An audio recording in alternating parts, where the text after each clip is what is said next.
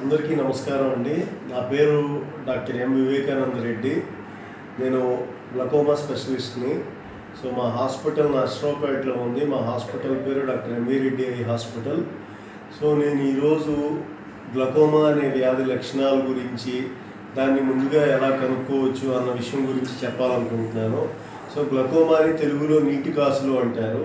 ఈ గ్లకోమా వ్యాధిలో లక్షణాలు అనేవి ఏమీ ఉండవు పేషెంట్కి.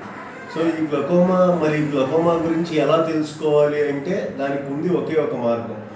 మీ దగ్గరలో ఉన్న గ్లకోమా వ్యాధి చికిత్స నిపుణులు లేదంటే జనరల్ ఆఫ్థాల్మాలజిస్ట్ దగ్గరికి వెళ్ళి మీ కన్నుని పూర్తిగా పరీక్ష చేయించుకోవాలి.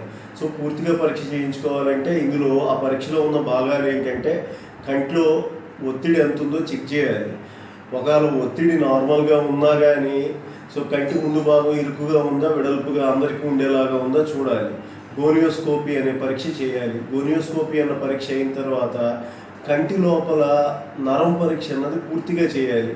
అంటే కంటి పాపను వెడల్పు చేసి పూర్తిగా నరాలు ఎలా ఉన్నాయన్నది చెక్ చేస్తే కానీ డాక్టర్కి ఒక పూర్తి క్లారిటీ అన్నది రాదు. ఆ క్లారిటీ వచ్చిన దాన్ని బట్టి మీకు అప్పటికి గ్లకోమా ఉందా లేదా అన్నది చెప్పగలరు. మీకు ఫ్యామిలీలో ఎవరైనా గ్లకోమా వ్యాధితో బాధపడుతున్నట్టయితే ఫ్యామిలీలో ముఖ్యంగా అంటే మన రక్త సంబంధికులు అంటే మన అన్నదమ్ములు కానీ అక్క చెల్లెళ్ళు కానీ లేదంటే బాబాయిలు కానీ మేనమామలు కానీ తల్లిదండ్రులు కానీ సో ఎవరైనా దీంతో బాధపడుతుంటే గ్లకోమాతో మీరు 40 ఏళ్ళు రాగానే ఖచ్చితంగా కంటి డాక్టర్ దగ్గరికి వెళ్ళి ఇలా మా ఫ్యామిలీలో నీటి కాసులు ఉన్నాయి మాకు చెక్ చేయండి అన్న మాట చెప్తే ఖచ్చితంగా చెప్తారు.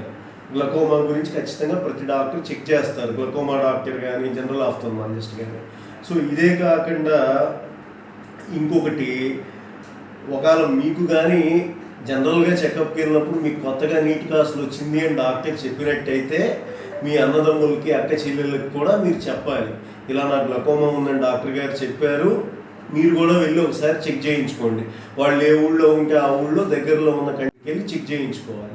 సో ఈ విధంగా మనం ముందుగా గ్లకోమా ఉంది అని చెప్పి కనుక్కుంటే డ్రాప్స్ వాడి ప్రెషర్ మనం కంట్రోల్లో పెట్టుకుంటే గ్లకోమా వల్ల చూపు అనేది కోల్పోకుండా మనం కాపాడుకోవచ్చు. నమస్కారం.